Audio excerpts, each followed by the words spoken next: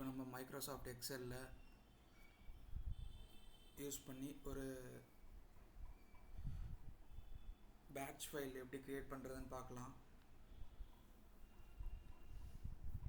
அதாவது names enter பண்ணி அதுக்கு நம்ம நிறைய ஃபோல்டர்ஸ் க்ரியேட் பண்ண முடியும்.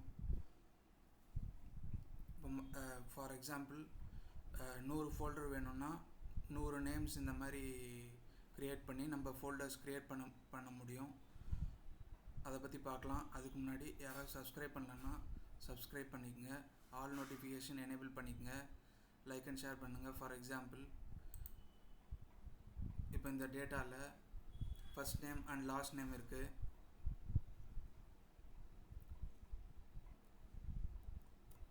இப்போ இந்த நேம் வந்து நான் டைப் பண்ணுறேன்.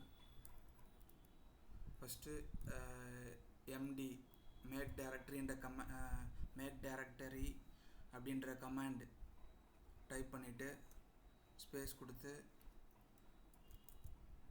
தினேஷ் பாபு அப்படின்ற நேம் நம்ம கொடுக்கலாம். இப்போ ரெண்டு நேம் இருக்குன்னா நம்ம ஸ்பேஸ் கொடுக்கக்கூடாது.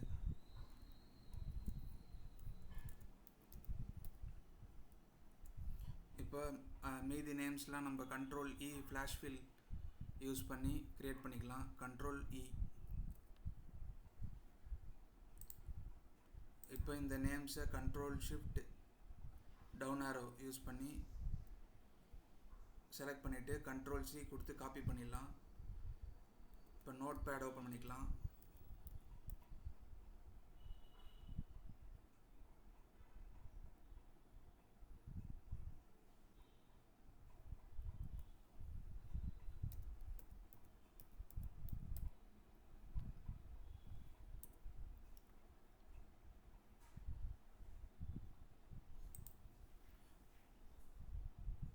நோட் பேட் ஓப்பன் பண்ணிவிட்டு இதை கண்ட்ரோல் வி கொடுத்து பேஸ்ட் பண்ணிடலாம். கண்ட்ரோல் ஷிஃப்ட் எஸ் கொடுத்து save as dialog box open பண்ணிக்கலாம். இதில் நம்ம நேம் ஃபைல் நேம் கொடுக்கலாம்.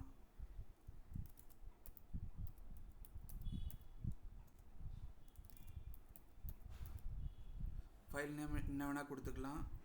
ஆனால் எக்ஸ்டென்ஷன் டாட் பிஏடி அப்படின்றத கொடுத்துட்டு நம்ம லொக்கேஷன் செலக்ட் பண்ணிவிட்டு சேவ் பண்ணிக்கலாம். பேட்ச் ஃபைலாக சேவ் பண்ணிக்கலாம்.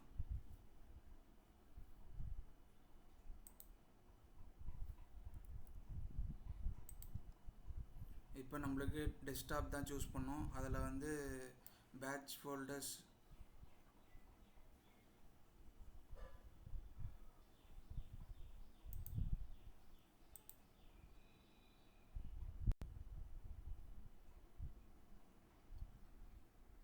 தான் சூஸ் பண்ணோம். அதில் நம்மளுக்கு இங்கே ஸ்டூடெண்ட் நேம்ஸ் டாட் பிஏடி அப்படின்ற பேட்ச் ஃபைல் இருக்குது.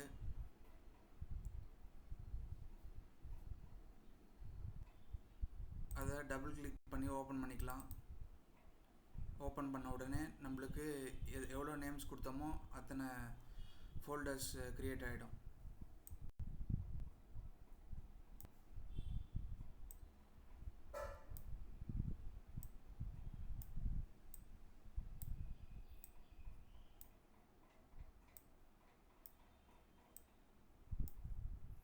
நம்மளுக்கு வந்து 7 நேம்ஸ் கொடுத்தோம், 7 ஃபோல்டர் க்ரியேட் ஆகிருக்கு. இப்போ நம்ம 100 நேம்ஸ் கொடுத்தோம்னா 100 ஃபோல்டர் க்ரியேட் பண்ணிக்கலாம். இங்கே நான் 7 நேம்ஸ் தான் கொடுத்துருக்கேன், அதனால் 7 ஃபோல்டர்ஸ் க்ரியேட் ஆகிருக்கு. இந்த மாதிரி நீங்கள் எவ்வளோ நேம்ஸ் கொடுக்குறீங்களோ அதுக்கு தகுந்த மாதிரி ஃபோல்டர்ஸ் க்ரியேட் பண்ணிக்கலாம். இது வந்து blank ஃபோல்டர்.